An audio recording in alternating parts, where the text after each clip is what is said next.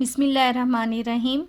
In this video, we will discuss the first shift theorem, which is used to calculate the Laplace transform of product of a function in the form of EKT f of t. यानी ये जो shift theorem है ये एक function का Laplace transform calculate करने के लिए इस्तेमाल होता है जब हमारे पास एक फंक्शन प्रोडक्ट फॉर्म में हो e पावर के टी एफ ऑफ टी। और इसके लिए यहाँ पर थ्योरम है कि लेप्लास ऑफ e पावर के टी एफ ऑफ टी, इसमें हम कैलकुलेट करते हैं एफ ऑफ टी का ही लेप्लास। लास्ट में s को s माइनस के से we have to shift it. अब इससे रेलेवेंट पहले इसका प्रूफ करेंगे और फिर इससे रेलेवेंट हम दो क्वेश्चंस कर लेंगे ताकि इजीली कंसीडर हो।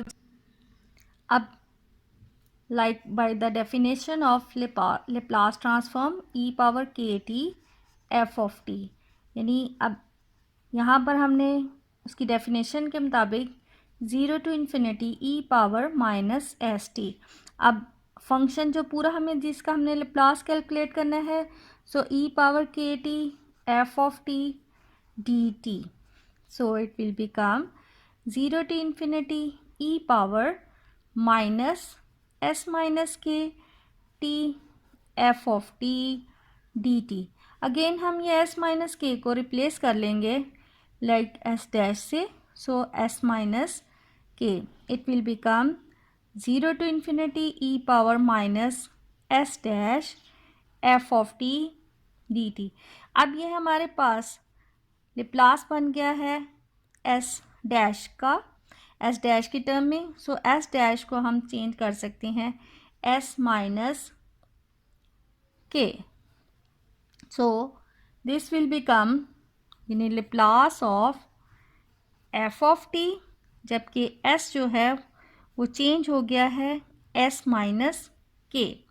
अब इस एक एग्जांपल कर लें ताकि इस मेथड को यानी शिफ्ट थ्योरम को यूज़ करते हुए कैसे हम इजीली कैलकुलेट कर सकेंगे Laplace transform of a function. यानी यहाँ पर अब हमारे पास e power 5t t cube है, इसका हमने लेप्लास कैलकुलेट करना है।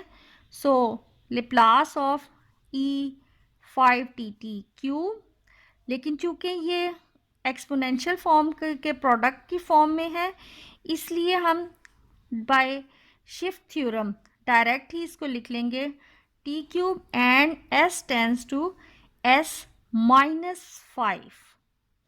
अब टी क्यूब का हम लेप्लास मालूम है हमें, that will be 3 factorial over S plus 3 plus 1 means 4, लेकिन साथ में हमारे पास आ जाएगा s tends to s minus 5, so it will become 3 factorial over s minus 5 power 4। यहाँ 3 फैक्टोरियल, इसको सिंप्लीफिकेशन करके after writing we will get 6 over s minus 5 power 4। इसी तरह अगर हमारा एक्सपोनेंशियल और एक ये सिनुसाइडल फंक्शन का प्रोडक्ट हो, फिर हम लेप्लास की एक एग्जांपल करते हैं। Like we have to evaluate Laplace of e power minus 2t cos 4t।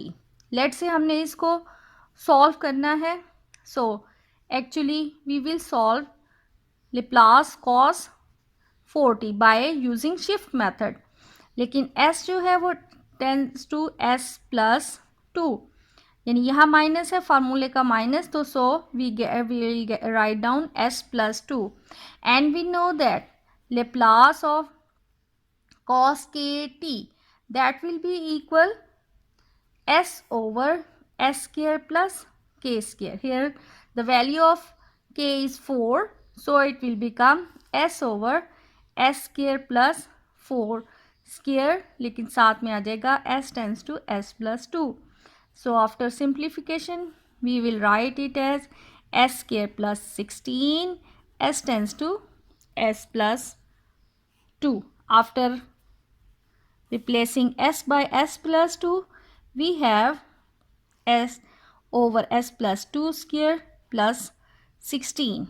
This is the Laplace transform of e power minus 2t and cos 4t by using shift method.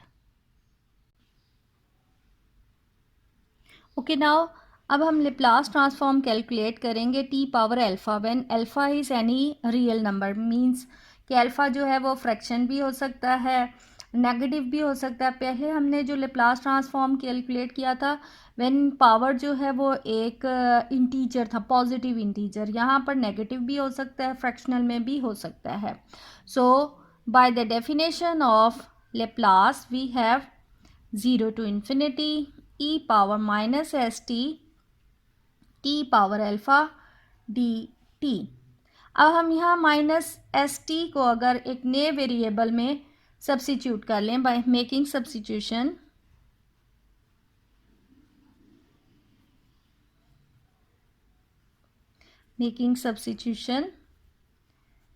S T equal you. अब जब हम variable change कर रहे हैं तो इसका derivative भी in terms of u ही आएगा. So we have t power alpha 0 to infinity. अब यहाँ पर अगर मैं s d t equal d u आ जाएगा. अब जब वेरिएबल चेंज किया है तो इसकी लिमिट्स भी चेंज होंगी. When t approaches to zero, u approaches to zero, यानी टी की जगह ज़ीरो रखें हैं तो यू भी ज़ीरो हो जाएगा. इसी तरह t approaches to infinity, then u is also approaches to infinity. So the limits will become 0 to infinity e power minus u. लेकिन t को रिप्लेस करेंगे, we have u over s power alpha and dt is du by s. So चूँकि integration सिर्फ du पे है तो s common ले लें, s power alpha plus 1. So 0 to infinity e power minus u, u power alpha and du. We know that a gamma function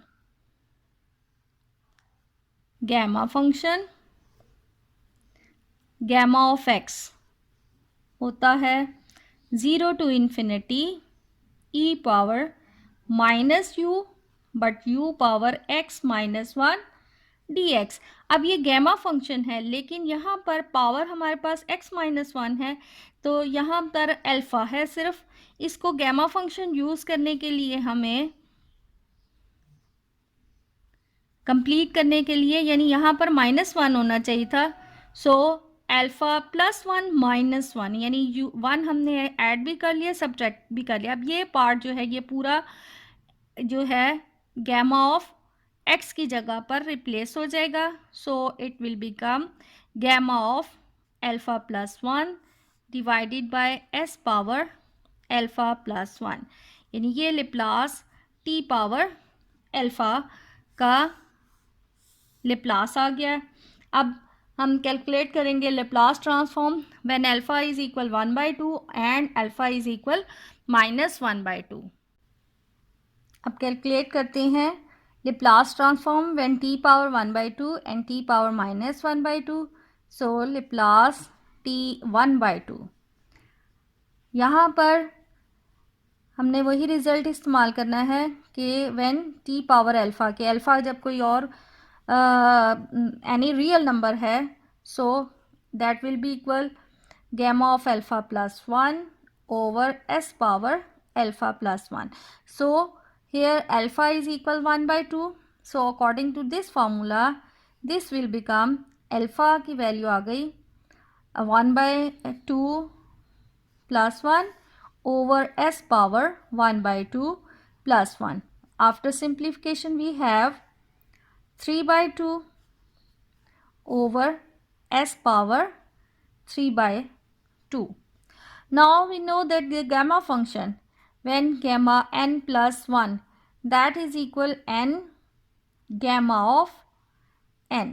So यहाँ पर हमारे पास ये 3/2 जो है ये आ जाएगा 1/2 gamma of 1/2 divided by s power 3/2. And we also know that gamma 1/2 that is equal square root of pi. So this will become 1 over 2 square root pi over s power 3 by 2.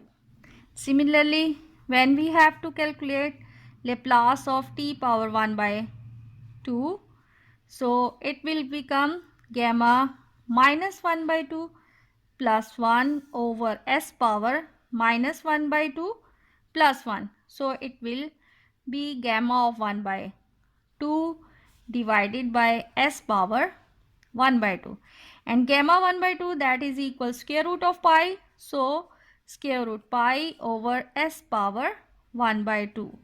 In short, we can write it as pi over s.